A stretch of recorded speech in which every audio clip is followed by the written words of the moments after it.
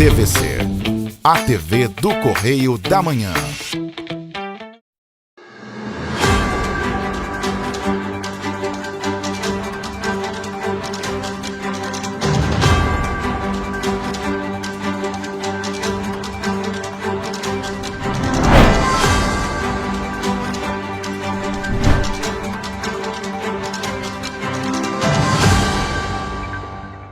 Olá, sejam bem-vindos ao nosso Correio Serrano na TV, essa edição aí da semana. A gente chega com o nosso resumo com todas as notícias que foram importantes.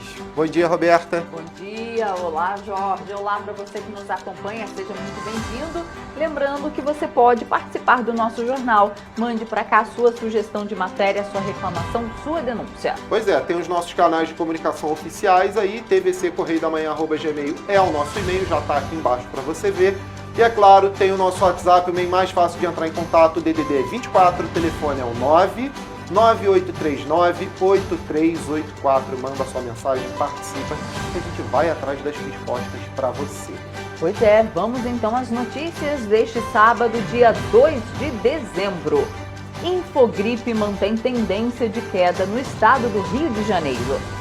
Governador Cláudio Castro cria grupo de trabalho para propor melhorias nas carreiras de servidores administrativos da UERJ.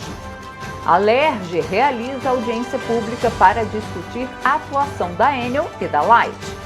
Motorista morre em acidente de caminhão na BR-040. Comissões da Câmara dos Vereadores realizam fiscalização em ônibus no centro de Petrópolis. Novo aplicativo de localização dos ônibus é apresentado em Petrópolis. Agora no Correio Serrano na TV.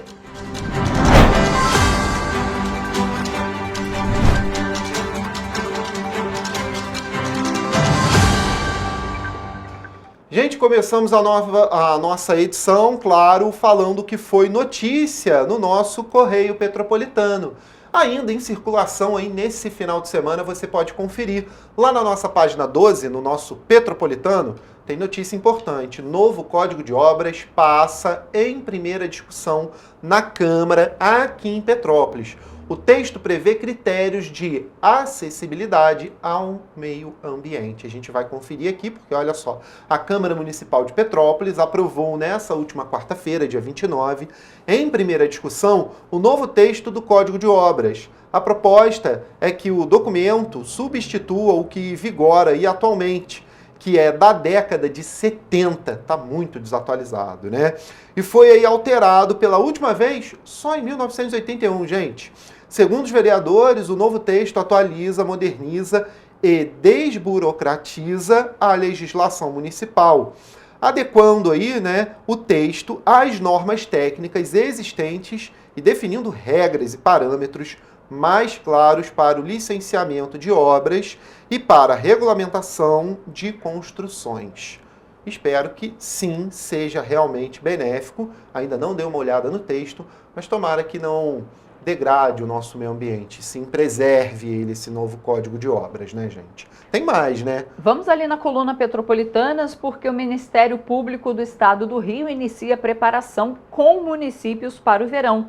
Os promotores de justiça da tutela coletiva de Petrópolis, Teresópolis e Nova Friburgo se reuniram na sexta-feira com representantes das defesas civis, municipais, estadual e nacional e outros secretários municipais dessas cidades para articular uma atuação conjunta para o período de chuvas do próximo verão.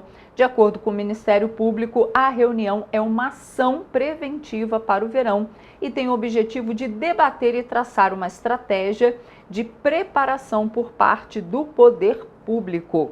Recentemente, o Ministério Público do Rio lançou um manual para orientar membros do órgão para atuação diante de desastres socioambientais e mudanças climáticas no estado. Exatamente. Gente, tem ali também, olha, no nosso jornal, vereadores vistoriam o Raul Sertã, hospital grande lá de Nova Friburgo, principal, né? Esse hospital em Nova Friburgo, os vereadores aí, Maicon Queiroz e o Marcinho Alves, né, flagraram em materiais hospitalares de outro município sendo esterilizados dentro do centro cirúrgico do Hospital Raul Sertan. Em uma fiscalização realizada nessa sexta-feira, nessa última semana, os materiais em questão são originários do Hospital Público da cidade de Cordeiro.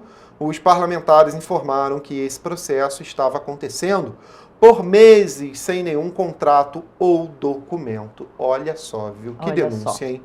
Ainda nessa página 12, falando também do Ministério Público, porque o MP ajuizou uma ação civil contra a empresa de ônibus Cascatinha, em Petrópolis. Então, o Ministério Público ajuizou essa ação com base em um inquérito em que foi apurada a denúncia de deficiência na prestação do serviço prestado pela empresa, marcado pelo péssimo estado de conservação dos veículos, o que oferece risco aos passageiros e motoristas. Além disso, não estaria sendo feita a devida reposição dos veículos danificados. Questionada, a empresa informou possuir 48 veículos em sua frota. Pois é. E 261 funcionários, e garantiu fornecer serviço de excelência à população. Contudo, em 31 de agosto de 2022, a CPTrans encaminhou relatório de vistoria realizado na frota da Cascatinha, sendo certo que, naquela altura, 37 veículos foram reprovados por não atenderem aos requisitos de segurança. Olha só, ainda gente. Sobre toda essa crise do transporte, né, que a gente fala desde o incêndio que aconteceu lá nas garagens dessas empresas. E, gente, olha só, do outro lado ali nas Petropolitanas, também a gente tem o deputado Yuri Moura, que é aqui de Petrópolis, né, representando aí o interior fluminense na COP28. O deputado estadual, né, foi até Dubai, nos Emirados Árabes Unidos, representando o interior fluminense na COP28. Ele também que se coloca aí como pré-candidato à Prefeitura de Petrópolis em 2024. Nos outros destaques, lá no Serrano, mais abrangente para a Serra toda, né? Salha Lilás aí busca humanizar atendimento às mulheres. O Ministério Público fez uma vistoria nesse novo equipamento de assistência que foi inaugurado lá em Teresópolis. A gente falou bastante sobre isso aqui no nosso jornal, a gente já deu matéria, mas tem uma matéria completa na nossa página 13 do nosso Correio Petropolitano, que está aí circulando nas bancas nesse final de semana. Nas Teresopolitanas, a gente falou essa semana também, olha, de feirão, né? O Feirão Emprega Terê atende aí mais de 500 pessoas. Emprego é sempre bom, né? Direcionando, mostrando ali o mercado de trabalho para diversas pessoas que precisam e ainda estão sem emprego no nosso país. E notícia em Nova Friburgo: o ex-prefeito de Nova Friburgo é alvo de investigação do Ministério Público, gente. Quer ler um trechinho? Vou ler um trechinho. O Ministério Público do Estado do Rio, através do GAECO, que é o Grupo de Atuação Especializada no Combate ao Crime Organizado, denunciou à Justiça o ex-prefeito de Nova Friburgo, Renato Bravo. O órgão acusa Renato e outros membros de sua gestão, além de um empresário da cidade, pelo crime de peculato. Segundo o Ministério Público e o GAECO, a denúncia gira em torno da criação de uma situação emergencial inexistente para a contratação de empresa de fornecimento de alimentos ao Hospital Raul Sertan no ano de 2017.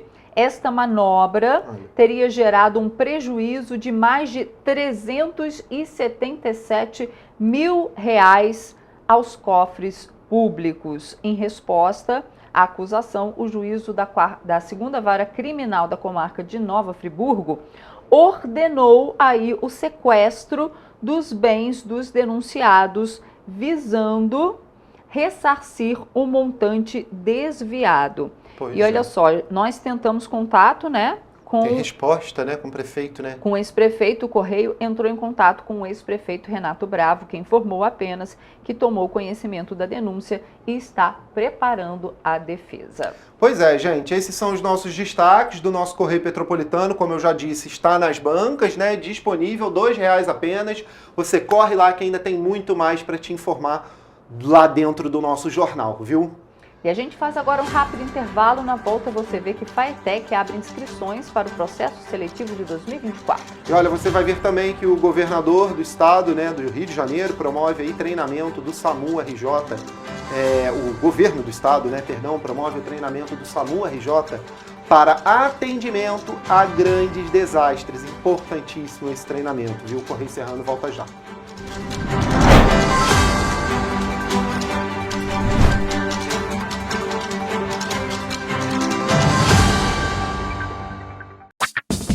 Enquanto você acha que alguma coisa deveria ser feita contra o racismo, a Alerj faz.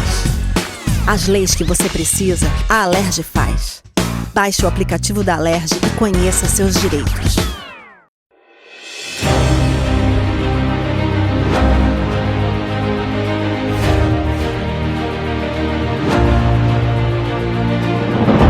Não é jornalismo de direita, é jornalismo direito. Correio Petropolitano. Tudo que seu jornal não deveria ter deixado de ser.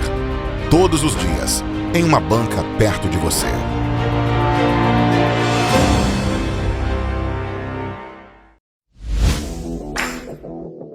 Para ter mais qualidade de vida, conte com a maior rede de academias de Petrópolis. Aqui na Corper, com uma mensalidade, você utiliza todas as unidades: Centro, Bingen, Itamaraty e Itaipava.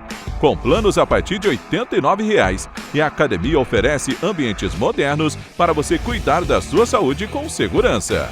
Os espaços contam com dezenas de aparelhos de musculação, diversos equipamentos para aeróbico e funcional, além, é claro, de profissionais qualificados e uma extensa grade de aulas coletivas, que inclui dança, bike, jump, wolf fit, step fit, entre outras. Nossas estruturas são equipadas com salas de musculação e aulas coletivas, salas de avaliação física e nutricional, vestiários e estacionamentos amplos. Venha nos fazer uma visita e surpreenda-se!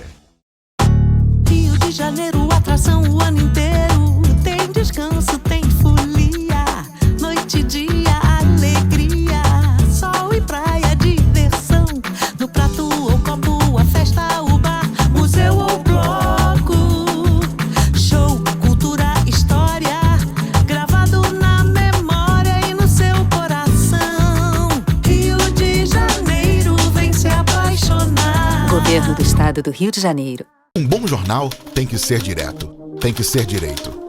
Não ser de esquerda ou de direita, mas direito. É ter coragem de informar a verdade e não impor a sua verdade. É respeitar a inteligência do leitor e vontade do eleitor.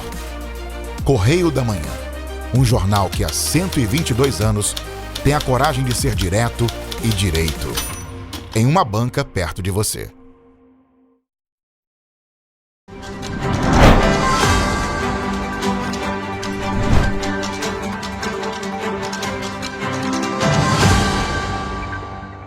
Estamos de volta. Na terça-feira, a Assembleia Legislativa do Rio de Janeiro realizou uma audiência pública para tratar sobre a atuação da Enel e da Light nos municípios do estado. O objetivo foi discutir os casos de falta de luz em vários pontos do Rio. Na manhã desta terça-feira, os deputados da Assembleia Legislativa do Rio de Janeiro receberam representantes das concessionárias de energia elétrica Enel e Light, que prestam serviço no estado. As companhias foram convocadas para uma audiência da CPI da Casa, que investiga os serviços prestados e a atuação das agências reguladoras. Além da apresentação de relatórios solicitados pelos deputados, as empresas forneceram informações sobre a falta de energia que atingiu dezenas de cidades. Os deputados, vereadores e prefeitos presentes criticaram a pouca assistência oferecida aos clientes e os constantes casos de quedas de energia, falta de poda preventiva e imediatos cortes de luz. Um dos maiores problemas causados pela falta de energia, dentre os citados durante a audiência, é a falta de água. Isto porque muitas regiões dependem da energia elétrica para acionar as bombas que fornecem a água. E em situações de calor extremo, a questão se torna ainda mais preocupante. Das 92 cidades do estado, a Enel presta serviço em 66 delas. Durante a audiência, mais uma vez, a Enel pediu desculpas à população pelas intercorrências que aconteceram nas últimas semanas, que deixaram famílias inteiras sem energia por mais de 72 horas a partir do dia 18 de novembro. De acordo com a concessionária, na região serrana, 181 mil clientes tiveram o serviço interrompido. Em toda a concessão, 46% dos clientes foram afetados, um total de mais de 1.200.000 pessoas. De acordo com a própria Enel, este episódio foi 4 vezes pior do que o enfrentado pela região serrana em fevereiro deste ano. Também gostaria de aproveitar essa oportunidade para pedir desculpas a toda a população e dizer que lamentamos os transtornos causados pela falta de energia devido às fortes chuvas e ventos que atingiram a nossa concessão há 10 dias. Durante a audiência, o superintendente de Relações Institucionais da Light pediu ajuda da Casa Legislativa para instituir políticas públicas para endereçar os problemas relacionados à energia elétrica no Estado. Segundo Daniel Mendonça, ao trocar a concessionária daqui a alguns anos, o novo operador terá os mesmos problemas, como falhas na poda preventiva e furtos de energia nas localidades. A gente precisa, de fato, do apoio das casas legislativas, dos senhores, no sentido de instituir políticas públicas que possam endereçar esse problema. A agência responsável pela regulação das concessionárias é a ANEEL, Agência Nacional de Energia Elétrica. Os deputados apontaram falhas na fiscalização dos serviços. De acordo com o secretário estadual de Energia e Economia do Mar, Hugo Leal, também presente na audiência, a maior crítica seria o desnível entre a prestação de serviços e a regulação, já que a prestação é feita pelos estados e municípios, enquanto a regulação é federal. Segundo o secretário, não há escritórios da ANEEL próximos destes municípios, apenas em Brasília. Esse descasamento causa, depois de praticamente 30 anos, causa que nós estamos assistindo aqui. Porque a fiscalização da prestação desse serviço regulado tem que ser de caráter permanente. E quem sente as dores e o conhecimento dessa prestação de serviço são estados e municípios. As concessionárias devem se reunir mais uma vez com a CPI em um prazo de 10 dias, para trazerem mais informações sobre os questionamentos levantados pelos deputados durante a audiência, como, por exemplo, quais medidas de prevenção serão tomadas pelas concessionárias para o período de verão, além de dados sobre a composição das equipes, como contratações e demissões. Não estão preparados. Se estivessem, não tinham repetido o que repetiram agora, há uma semana atrás, o que aconteceu em fevereiro. Vocês sabem disso, a gente bota no Google aqui, vocês estão batendo recorde de arrecadação, recorde de lucro e diminuindo as equipes. Se a Enel e a Light fosse um candidato político, eles iam ser reprovados na primeira eleição e nunca mais eles seriam eleitos. Se eles recebessem o tanto que recebem e tivessem um orçamento desse tamanho para os investimentos que eles fazem, eles seriam vaiados, já teriam sofrido impeachment há muito tempo dentro da política. E olha, gente, o governo do estado promoveu um treinamento do SAMU-RJ na última segunda-feira por meio de uma simulação de operação de atendimento a vítimas de grandes desastres climáticos. Na ação foram aí utilizadas as 2 novas ambulâncias de suporte para socorro a múltiplas vítimas adquiridas pelo governo do estado. As ambulâncias já estão equipadas para atender a população a partir deste verão. Elas ficam em áreas de fácil acesso às principais vias expressas do Rio de Janeiro, na Zona Central e na Zona Oeste, com o objetivo de agilizar a chegada aos pontos onde ocorrem os chamados. No treinamento, 30 profissionais tiveram 20 horas de aulas teóricas e práticas na sede do SAMU no Rio Comprido. A simulação seguiu o protocolo de múltiplas vítimas, com a classificação por triagem, além do uso completo dos equipamentos. O novo planejamento foi implementado em setembro desse ano, visando o verão, épocas de maiores ocorrências. As ambulâncias são equipadas com insumos de atendimento médico para acesso venoso, cilindros portáteis de oxigênio, pranchas de transporte, colares cervicais, lonas para fazer triagem e tratamento das vítimas, cartões de triagem e identificação, lanternas, gerador com extensão e holofotes. Uma barraca para suporte no local de atendimento também faz parte do kit de equipamentos da unidade. Por grandes tragédias como desabamentos, incêndios, acidentes de trânsito, grandes acidentes de trânsito, ônibus, trens, né, e demais tipos de acidentes, todo tipo de evento que a gente consiga que a gente entenda que existem múltiplas vítimas a serem atendidas e a gente consegue levar o melhor suporte inicial para a cena, para o local. A equipe do SAMU atua à disposição do cidadão para atendimento na residência, no local de trabalho e em via pública.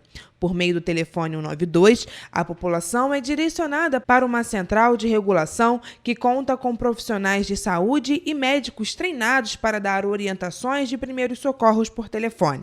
São estes profissionais que definem o tipo de atendimento, a ambulância e a equipe adequada para cada caso. A Polícia Federal deflagrou na manhã de terça-feira a Operação Rebote para cumprir 18 mandados de busca e apreensão em residências de agentes públicos, políticos e empresas de consultoria por suspeita de corrupção no Instituto de Previdência de Campos dos Goitacazes, o Previcampos.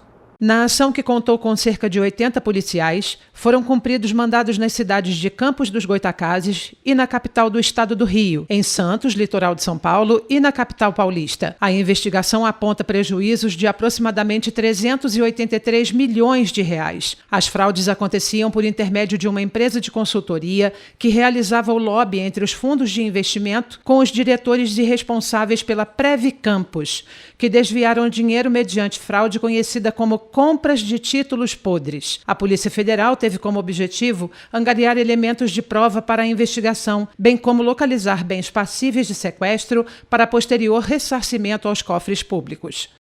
E novos dados do boletim Infogripe foram divulgados pela Fiocruz.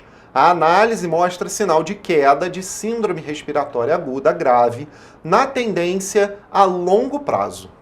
Os dados são referentes à Semana Epidemiológica 46, que avalia o período de 12 a 18 de novembro. A atualização tem como base os dados inseridos no Sistema de Informação da Vigilância Epidemiológica da Gripe, o CIVEP-Gripe, até o dia 20 de novembro. De acordo com o boletim, a síndrome respiratória aguda grave apresenta sinal de queda na tendência a longo prazo. A gente já vinha destacando que Rio de Janeiro e São Paulo, onde iniciou esse processo, a gente já está ali com um sinal de queda bastante claro. Rio de Janeiro há mais tempo, São Paulo tinha dado já sinal de interrupção no crescimento, agora já tem um sinal bastante claro de reversão para queda. Os dados ainda apontam que na tendência a curto prazo, ou seja, quando são analisadas as últimas 3 semanas, há estabilidade. No estado do Rio de Janeiro, o boletim também apontou que a interrupção de casos de Covid-19 associados à síndrome respiratória aguda grave, assim como em São Paulo e também no Paraná.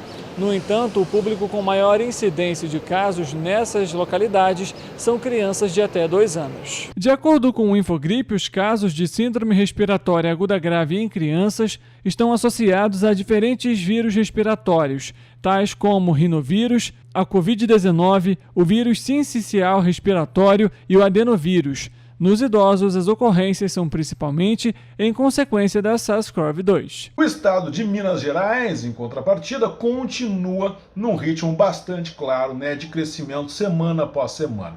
E claro, especialmente em quem?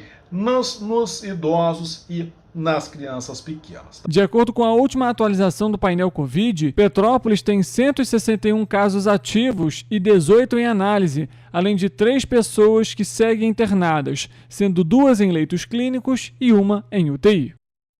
Em uma reunião realizada na segunda-feira no Palácio Laranjeiras, o governador Cláudio Castro demonstrou compromisso com a valorização dos servidores administrativos da UERJ. O chefe do Executivo Estadual, Cláudio Castro, se encontrou nesta segunda-feira com representantes do Sindicato dos Trabalhadores das Universidades Públicas do Rio de Janeiro, UniERJ e UNEF, e o reitor licenciado da UERJ, professor Márcio Carneiro, para discutir a atual situação do plano de cargos e carreiras dos servidores técnico-administrativos. Durante a reunião, foi acordada a criação de um grupo de trabalho com a responsabilidade de estudar e propor melhorias no plano de carreira dos servidores públicos da UERJ. O GT terá duração de 30 dias para realizar análises aprofundadas e apresentar sugestões concretas. Vale ressaltar que o grupo deverá seguir rigorosamente os protocolos estabelecidos pelo regime de recuperação fiscal em vigor. Estamos abrindo hoje um grupo de trabalho com validade de 30 dias para que a gente possa estudar os impactos mandar para o regime de recuperação fiscal e aí sim mandar esse projeto de lei para a Assembleia Legislativa para fazer aquilo que é possível, mas que atenda os servidores, que eles possam ter uma jornada digna e depois uma aposentadoria digna. Nós sabemos o quanto é importante que a gente valorizar o servidor, sobretudo o da educação, e o da universidade, aquele que ensina, aquele que vai mudar gerações, com certeza. O professor Mário Carneiro, durante a reunião, ressaltou a importância da criação do grupo para melhoria nas condições de trabalho dos servidores administrativos. Um tópico importante de debate foi que esse benefício não será apenas para os servidores ativos, como também para os servidores que não estão em atividade. A iniciativa reflete o comprometimento do governo em fortalecer a estrutura de carreiras na UERJ e assegurar um ambiente de trabalho mais propício ao desenvolvimento profissional e bem-estar dos servidores públicos. E em educação ainda, olha, a Fundação de Apoio à Escola Técnica, órgão vinculado aí à Secretaria de Estado de Ciência, Tecnologia e Inovação, anuncia a abertura de processo seletivo para ingresso de alunos em 2024. São aí oferecidas aproximadamente 7.000 vagas de educação básica, técnica e superior. As inscrições para diversos cursos oferecidos pela FAETEC estão abertas até o dia 20 de dezembro, sendo realizadas pelo site faetec.rj.gov.br. São disponibilizadas 5.285 vagas para formação técnica, sendo 2.154 para candidatos que desejam cursar o ensino médio junto ao técnico e 3.131 para aqueles que já possuem o ensino médio ou estão matriculados a partir do segundo ano. Os cursos abrangem áreas como administração, informática, segurança do trabalho, eletrotécnica, análises clínicas, mecânica, enfermagem, logística e produção de moda. No vestibular para cursos de graduação, há 552 vagas, distribuídas em faculdades e institutos de educação superior no Rio de Janeiro. Para a educação infantil, são ofertadas 218 vagas, em unidades diferentes. O ensino fundamental conta com 798 vagas. Para o ensino médio, são ofertadas 100 vagas. Já para cursos técnicos, especialização em enfermagem do trabalho e cursos superiores, a taxa de inscrição é de R$ 35,00 e pode ser paga até o dia 22 de dezembro. Todas as provas estão agendadas para o dia 14 de janeiro de 2024. E o resultado preliminar dos processos seletivos, por sorteio, será divulgado no dia 17 de janeiro de 2024. Candidatos aos concursos técnicos em teatro e instrumento musical passarão por testes de habilidades específicas nos dias 13 e 14 de janeiro. Agora, sobre os processos de detalhes de processos seletivos estão nos editais disponíveis no site da FAETEC. Gabriel Fachola, de volta ao estúdio. Na segunda-feira foi celebrado o Dia Nacional da Educação à Distância. A nova forma de ensino tem ganhado público brasileiro, principalmente após a pandemia. Tudo é feito por meio da tela do computador, celular ou notebook e de qualquer lugar. O ensino à distância tem ganhado cada vez mais o gosto da população brasileira. Nesta segunda-feira, Dia Nacional do Ensino Médio EAD, a modalidade tem registrado crescimento nos últimos anos. De acordo com o Instituto Nacional de Estudos e Pesquisas Educacionais Anísio Teixeira, o INEP, e o Ministério da Educação, o ensino à distância cresceu 474% de 2011 a 2021. E a tendência é que cresça ainda mais nos próximos anos no país. A gente entende a educação à distância como algo novo e, na verdade, não é. Cursos técnicos eram dados a trabalhadores da época para que eles pudessem se especializar em suas áreas. Empresas eram montadas exclusivamente para isso. E com o advento, na época, da televisão e do rádio, a utilização dos meios de comunicação era de suma importância. Um levantamento feito pela Associação Brasileira de Mantenedoras de Ensino Superior, neste ano de 2023, aponta que a previsão é que mais de 2 milhões de matrículas foram realizadas para as aulas à distância, o que corresponde a 51% do total de alunos no Brasil. A gente tem hoje uma educação à distância multimídia, onde o aluno tem acesso em tempo real, sem precisar contar com geografia, as limitações geográficas ou com as limitações temporais que a gente tem diariamente. E, além disso, ele pode acessar os conteúdos de tempos anteriores, dados anteriormente, e os conteúdos em tempo real. Outros benefícios do EAD são os ambientes colaborativos, ou seja, que proporciona a interação com alunos de qualquer região do país. Além disso, o ensino também se torna mais acessível, visto que o investimento em uma graduação ou pós online tem um custo-benefício melhor para os candidatos. E você vai ver depois do intervalo que 4 pessoas morrem após acidente na BR-040. Pois é, um acidente trágico, né, gente, do último final de semana. E olha, você vai ver também que transparência do poder público de Petrópolis despenca em um ano. Voltamos já.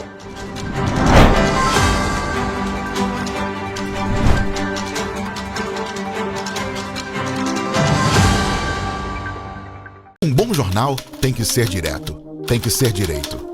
Não ser de esquerda ou de direita, mas direito. É ter coragem de informar a verdade e não impor a sua verdade. É respeitar a inteligência do leitor e vontade do eleitor. Correio da Manhã, um jornal que há 122 anos tem a coragem de ser direto e direito. Em uma banca perto de você. Enquanto você pensa que poderia ganhar igual aos homens, a Alerj faz. As leis que você precisa, a Alerj faz. Baixe o aplicativo da Alerj e conheça seus direitos. Para ter mais qualidade de vida, conte com a maior rede de academias de Petrópolis. Aqui na Corper, com uma mensalidade, você utiliza todas as unidades: Centro, Bingen, Itamaraty e Itaipava. Com planos a partir de R$ 89,00, e a academia oferece ambientes modernos para você cuidar da sua saúde com segurança. Os espaços contam com dezenas de aparelhos de musculação, diversos equipamentos para aeróbico e funcional, além, é claro, de profissionais qualificados e uma extensa grade de aulas coletivas, que inclui dança, bike, jump, wolf fit, step fit, entre outras. Nossas estruturas são equipadas com salas de musculação e aulas coletivas, salas de avaliação física e nutricional, vestiários e estacionamentos amplos. Venha nos fazer uma visita e surpreenda-se! Rio de Janeiro, atração o ano inteiro. Tem descanso, tem folia, noite e dia, alegria, sol e praia, diversão. No prato ou copo, a festa, o bar, museu ou bloco. Show, cultura, história, gravado na memória e no seu coração.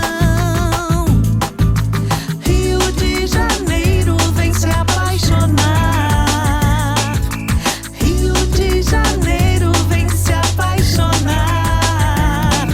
Cidades maravilhas, campo, mata, serra e trilha, em estado de emoção. Tem o Rio de Janeiro, que você já ama, e o Rio que ainda vai conquistar você. Apaixone-se pelo Rio. Rio de Janeiro, vem se apaixonar. Rio de Janeiro, vem se apaixonar. Governo do Estado do Rio de Janeiro.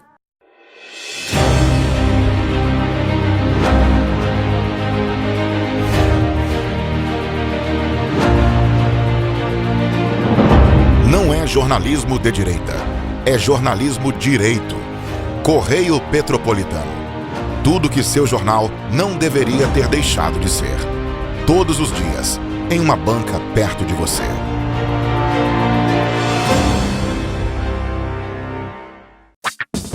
Enquanto você imagina que poderia rolar desconto na conta de luz, a Alerj faz. As leis que você precisa, a Alerj faz. Baixe o aplicativo da Alerj e conheça seus direitos.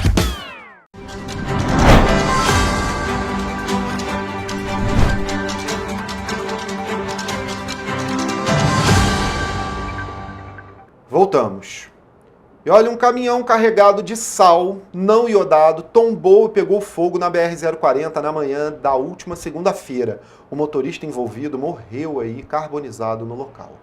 Quem precisou passar pela BR-040 no sentido Rio, na manhã desta segunda-feira, enfrentou lentidão. Um caminhão tombou e pegou fogo na rodovia, na altura do quilômetro 80, próxima à saída para o bairro Duarte da Silveira, em Petrópolis. Nossa equipe chegou ao local no fim do trabalho de combate às chamas pelos bombeiros. Os bombeiros ainda trabalham aqui no local porque ainda há muita fumaça ali no caminhão, mas o trânsito acaba de ser liberado em meia pista. Segundo informações que os agentes passaram aqui pra gente, o motorista ainda está ali nas ferragens. A Polícia Rodoviária Federal e a Concer também atuaram na ocorrência. A perícia ficou a cargo da Polícia Civil. A carreta estava carregada de sal não iodado. O motorista morreu ainda aqui no local, carbonizado. Em agosto, outro acidente foi registrado exatamente neste mesmo local. Um caminhão de paçocas tombou e o motorista ficou ferido. Ainda na manhã desta segunda, outro acidente foi registrado na BR-040, desta vez em Três Rios. Um caminhão com alimentos congelados também tombou e o motorista precisou ser encaminhado ao Hospital Nossa Senhora da Conceição. A Concer e a Polícia Rodoviária Federal não responderam sobre medidas para aumentar a segurança no trecho do quilômetro 80 da BR-040. E 4 pessoas morreram na noite do último sábado da semana passada, vítimas de um acidente de carro na BR-040, na altura do quilômetro 35. Entre as vítimas estava uma criança de apenas 2 anos. No último sábado, por volta das 9h30 da noite, a BR-040, na altura do quilômetro 35, foi palco de uma tragédia. Isso porque uma grave colisão entre 2 carros resultou na perda de 4 vidas. Entre elas está Inácio Melo Rodrigues, a esposa Lidiane Paredes Gonçalves e a filha do casal de apenas 2 anos. Inácio era gerente da unidade Itamaraty do Bramil Supermercados, em Petrópolis, e sua esposa também era colaboradora do Grupo Mil. Em um dos veículos estava Inácio e a família. O outro tinha 3 ocupantes, uma mulher que morreu na hora, outra mulher que teve lesões graves e o condutor do veículo, que teve ferimentos leves. Todos foram encaminhados para o Hospital Nossa Senhora da Conceição, em Três Rios. Em nota, o Bramil Supermercados comunicou o falecimento de Inácio de Melo Rodrigues, gerente da loja do Bramil Supermercados, na localidade do Itamaraty, em Petrópolis, assim como da esposa e da filha, vítimas de um acidente de carro registrado na noite de sábado. Eles informaram ainda que a dedicação e amor pelo trabalho deixarão um legado inesquecível. Disse isso o grupo, lamentando imensamente. O velório da família aconteceu no domingo, a partir das 3h da tarde, no cemitério São João.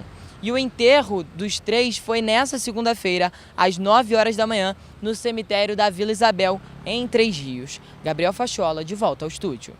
E olha, um homem de 26 anos morreu na madrugada de domingo em um acidente de carro em Petrópolis. O Corpo de Bombeiros foi aí acionado às 5h43, no caso, no último domingo, tá, gente? No domingo da última semana.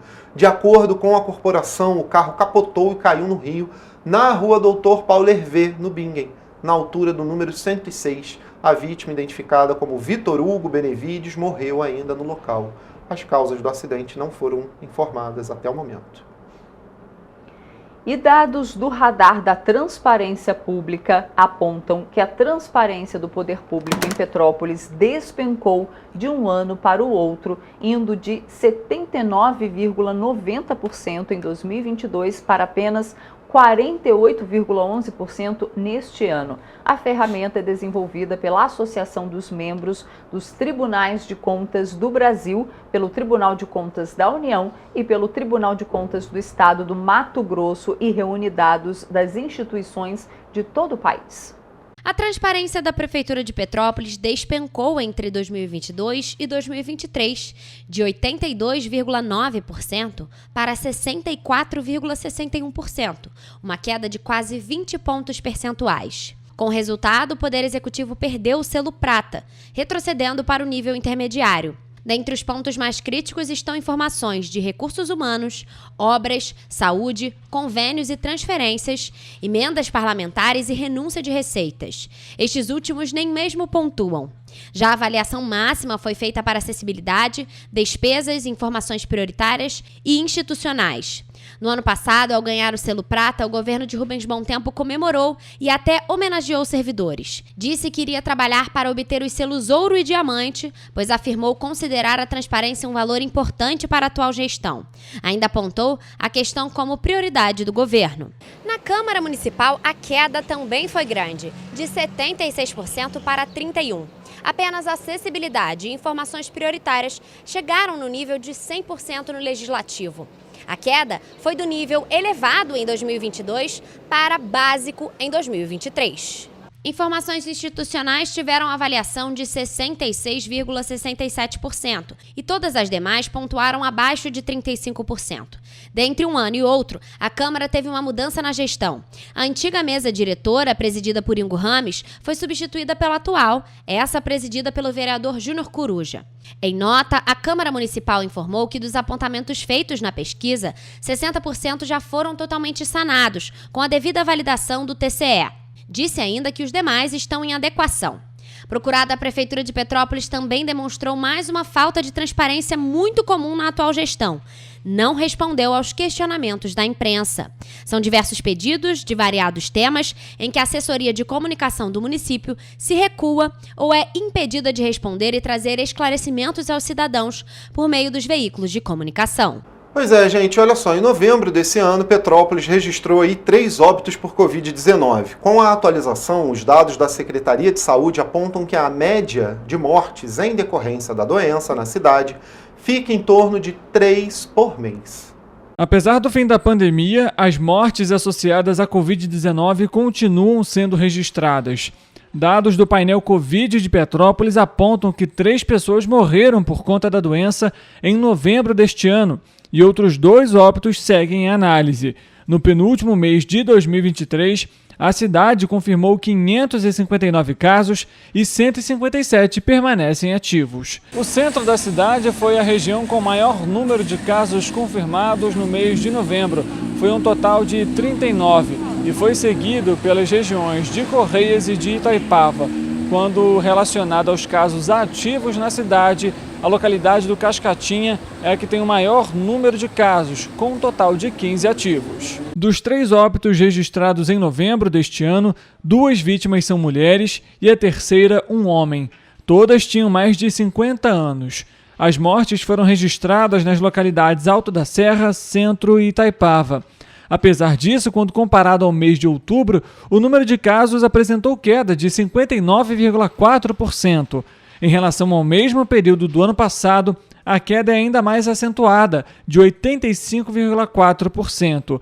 Com os óbitos registrados em novembro, a média de mortes por Covid-19 chega a 3 por mês neste ano. Apesar da cidade ainda registrar óbitos por conta da doença, os dados do vacinômetro caem gradativamente com o avanço das doses. Os números apontam que 90,4% da população tomou a primeira dose contra a Covid-19. Já a segunda dose foi aplicada em 87,8% dos petropolitanos. Em relação à terceira dose, 75,9% tomaram imunizante e apenas 28,6% dos petropolitanos tomaram a segunda dose de reforço. Desde o início da pandemia, em março de 2020, Petrópolis confirmou 99.649 casos e 1.787 óbitos em decorrência da Covid-19. E amanhã de terça-feira foi mais um dia caótico no transporte público petropolitano. Ao menos 2 colisões envolvendo coletivos foram registradas e um ônibus que fazia a linha Corujão pegou fogo durante a madrugada. Por volta das 3 horas da manhã desta terça-feira, um ônibus da aviação Petroita pegou fogo, na altura do número 1100 da rua Getúlio Vargas, no bairro Quitandinha, em Petrópolis. As causas do incêndio não foram divulgadas. O coletivo fazia a linha Corujão na localidade e, de acordo com as informações preliminares, estava ocupado apenas pelo motorista, que não ficou ferido. Já na parte da manhã, outro carro da empresa sofreu danos após o motorista perder o controle da direção e colidir contra uma mureta na rua Washington Luiz, no centro da cidade. O acidente poderia ter sido ainda pior, diante do risco do coletivo, que estava lotado, cair dentro do rio. Mas, por sorte, o condutor do ônibus conseguiu frear a tempo e evitar uma possível tragédia. Ainda nesta terça-feira, o motorista da aviação Cascatinha, no bairro Fragoso, colidiu com o muro. O relato, segundo as testemunhas, é que o veículo teria perdido o freio. Problemas como esse, mecânicos nos coletivos em Petrópolis, têm acontecido de maneira corriqueira. E isso já está causando uma revolta na população. Péssimo, tá péssimo. Ônibus quebrado toda hora, não tem horário direito, tá muito ruim. Tá precário. Porque o ônibus está quebrando, todo mundo está revoltado. É muito, lá onde eu moro, lá no 428, todo dia está esse problema. Nós não temos ônibus, gente perdendo trabalho, tem que sair a pé. E nós moramos no morro, cara. Então, para descer é uma dificuldade. Não tinha ônibus, o ônibus estava quebrado lá em cima. Estou subindo, descendo 2 horas, 1h30 estava quebrado lá em cima. Só vai ter ônibus para repor se tiver 5 horas da tarde. Isso é um absurdo do que essa empresa da Cascatinha está fazendo com as populações. Todos os dias a mesma coisa, não tem ônibus. Não tem Félix. O Félix ontem quebrou, saiu a roda no meio da rua. A vereadora Júlia Casamasso, que faz parte da Comissão Especial para a Avaliação das Concessões e Parcerias Públicos-Privadas Municipais, comentou sobre as condições dos ônibus que atendem os petropolitanos. Isso, como o povo tem falado aí pela rua, é a tragédia anunciada que é a empresa Petroita, né? Então a gente vem enfrentando uma série de acidentes, porque não é a primeira vez, né, que um ônibus coloca a vida das pessoas em risco, diversos acidentes acontecendo, e isso só mostra que a condição dos veículos, dos coletivos que estão circulando é péssima. A situação precária no transporte público de Petrópolis é preocupante e coloca em risco a vida dos usuários que dependem do serviço. No dia 9 de novembro, outro grave acidente chamou a atenção. Um coletivo que fazia a linha Roncorone, também da aviação Petroita, colidiu contra um muro de uma casa na localidade do Morém, após perder o freio. O ônibus estava lotado e transportava em sua maioria crianças e adolescentes. Vale destacar que o veículo já tinha sido alvo de uma fiscalização por parte da CPTrans, no qual foi considerado inapto para circular por apresentar problemas. Em relação ao ônibus que pegou fogo durante a madrugada, a Petroita informou que assim que soube do incêndio, imediatamente acionou o Corpo de Bombeiros, a polícia e os responsáveis pela empresa. Pois é, a operadora destacou ainda que vai apurar o que pode ter provocado fogo no coletivo e que está à disposição da polícia para cooperar com qualquer investigação sobre o incêndio. Já em relação ao acidente na rua Washington Luiz, a Petroita disse, por alguma razão, o asfalto de um grande trecho do local está desnivelado. A gente vem denunciando isso aqui e com alguns buracos, o que possivelmente fez com que o motorista perdesse o controle parcial do veículo. Entretanto, a experiência do profissional contou para conduzir bem a direção e reduzir o impacto. Nesse caso, a gente vê nas imagens ali que ali realmente é um trecho que tem um buracão feito por aquela companhia que abriu ali o trecho da via, de telecomunicações. Exatamente. Pois é, gente, olha só, após diversos problemas relacionados ao transporte público, né, os vereadores aí Ingo Rames e Júlia Casamasso anunciaram na noite da última quarta-feira a formalização de um protocolo com o pedido de intervenção nas empresas Petroita e Cascatinha. As empresas constantemente apresentam quebras nos coletivos aqui na cidade. Mais um capítulo começa a ser escrito na novela do transporte público de Petrópolis. Na noite da última terça-feira, os vereadores Ingo Rames e Júlia Casamasso anunciaram que vão protocolar um pedido de intervenção nas empresas de ônibus Petroita e Cascatinha. A medida, segundo os parlamentares, foi realizada após o alto índice de quebras e reclamações sobre as empresas. É um verdadeiro absurdo que a população pague caro para andar em ônibus sucateados, precarizados e que colocam a vida de todos em risco. Por isso, nós protocolamos hoje um ofício que foi assinado por quase todos os vereadores aqui da Câmara Municipal, fazendo um apelo ao Executivo Municipal, à Prefeitura de Petrópolis, para que façam uma intervenção na Petroita e na Cascatinha. Somente em novembro, pelo menos 4 acidentes foram registrados envolvendo veículos das empresas Petroita e Cascatinha. Um deles pegou fogo na madrugada da última terça-feira. Além de constantes falhas mecânicas, parte dos veículos circulam acima do tempo permitido, estipulado pela CPTrans. De acordo com a norma, os coletivos só podem operar por 11 anos após a fabricação. Já os micro-ônibus, o período é de 8 anos. Após uma fiscalização da Companhia Petropolitana de Trânsito e Transportes realizada neste mês, 69 veículos da empresa Petroita foram reprovados e apenas 8 foram aprovados para circularem. Diante do cenário, o Ministério Público do Estado do Rio de Janeiro entrou com uma ação na Justiça para que a empresa retire imediatamente 33 veículos de circulação. Vale lembrar que em 2011, as empresas Autobus, Petrópolis e Esperança sofreram uma intervenção devido aos mesmos problemas enfrentados pela população atualmente. Na última terça-feira, a Comissão Permanente de Trânsito e Transporte Público e Mobilidade Urbana, em parceria com a Comissão Especial para Avaliação das Concessões e Parcerias Público-Privadas Municipal, realizaram uma fiscalização no terminal rodoviário do centro. No local foram identificadas diversas irregularidades, entre elas pneus carecas e motoristas realizando a dupla função. E foi apresentado o novo aplicativo de localização dos ônibus em Petrópolis. O app auxilia passageiros com horários de previsão de chegada dos coletivos em tempo real. A localização do ônibus em tempo real e a previsão de chegada no ponto em que o passageiro está são algumas das principais características do Citamob, aplicativo que auxilia todos os clientes do transporte público em Petrópolis desde a última semana.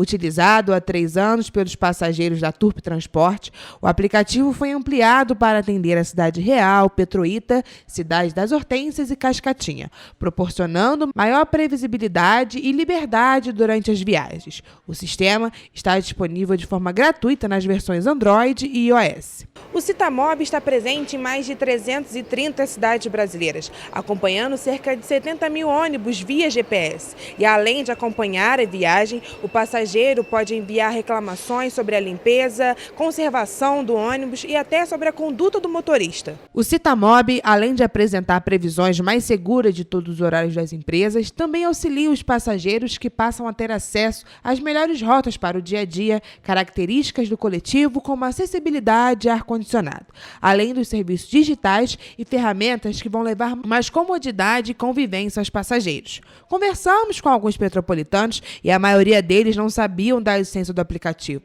mas afirmam que a iniciativa é boa para ajudar na rotina do dia a dia. Às vezes a gente fica esperando aqui o ônibus um tempão e não tem nem fiscal aqui para responder a gente, onde está o ônibus. Então seria legal sim ter o aplicativo. O aplicativo ajudaria, né? Ajudaria. Acho que ajuda bastante. É bom para saber onde está o ônibus, né? É para saber, porque às vezes, né? Às vezes eles costumam fazer hora, sai fora do horário. Entendeu?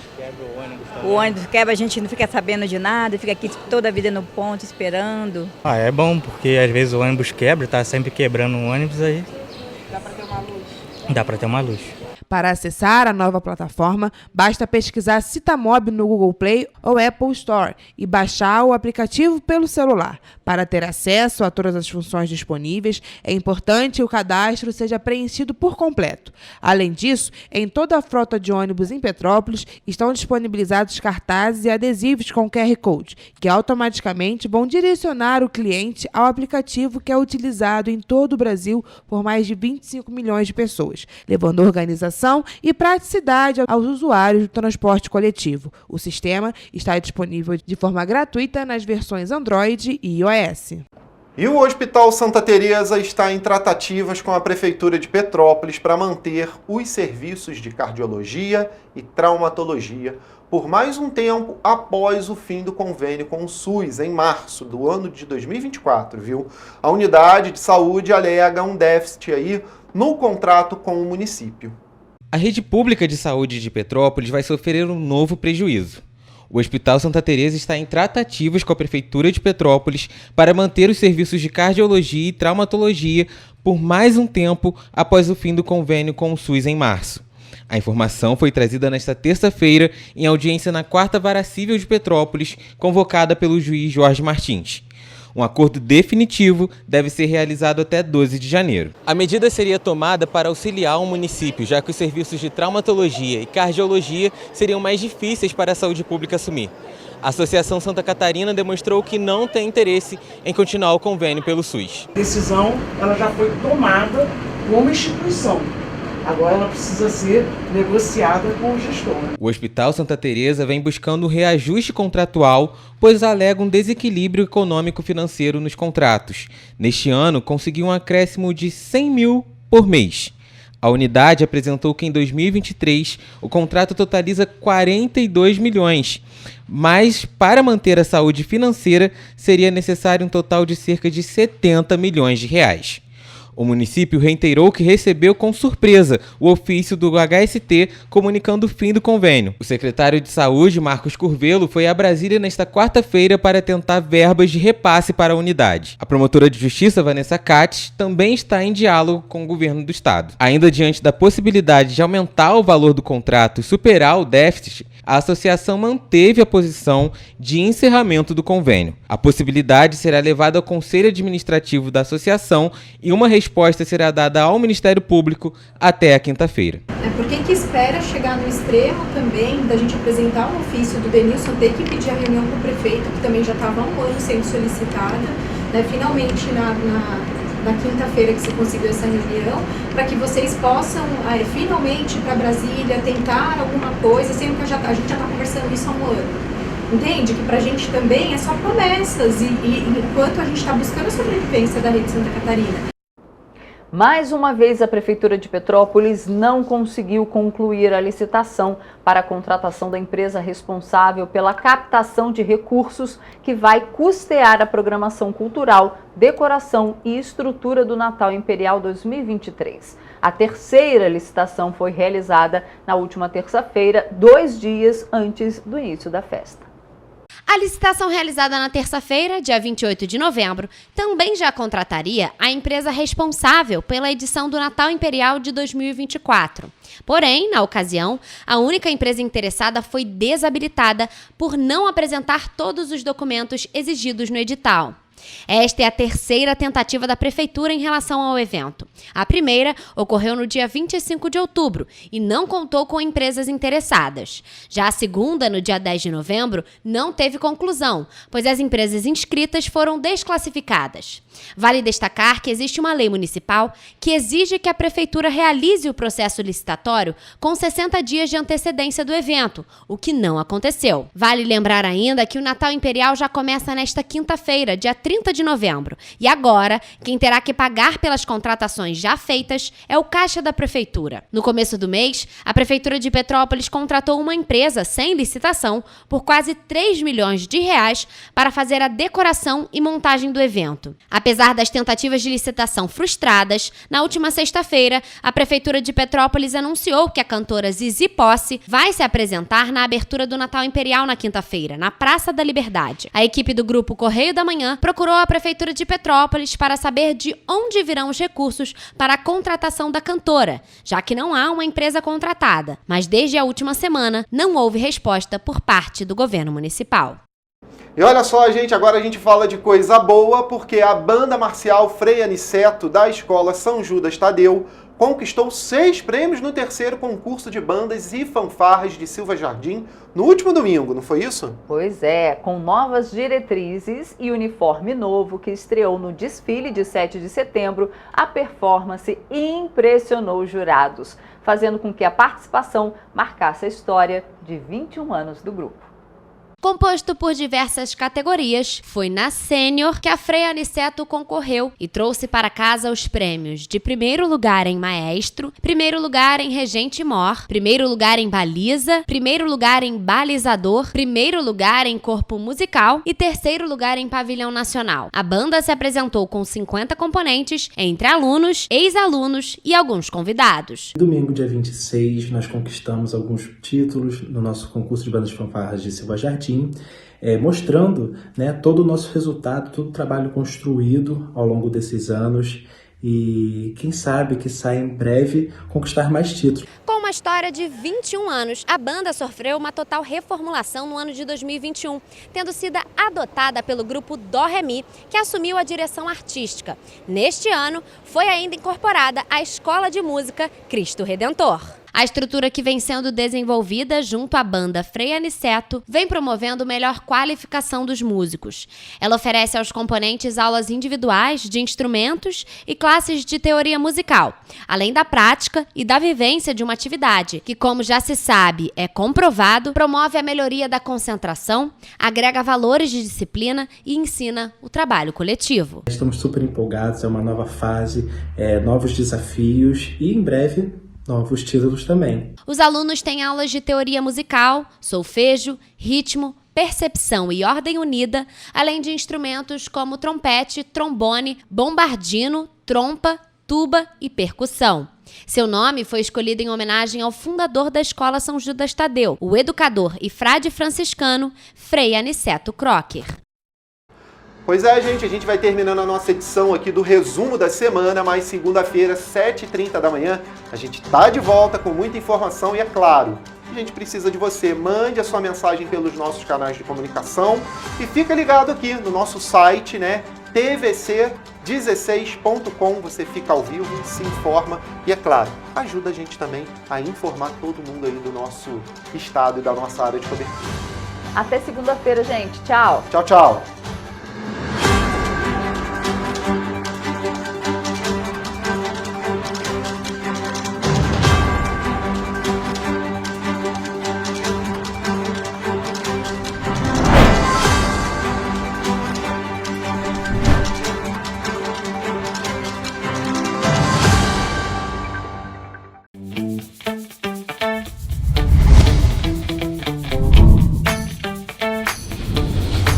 TVC, a TV do Correio da Manhã.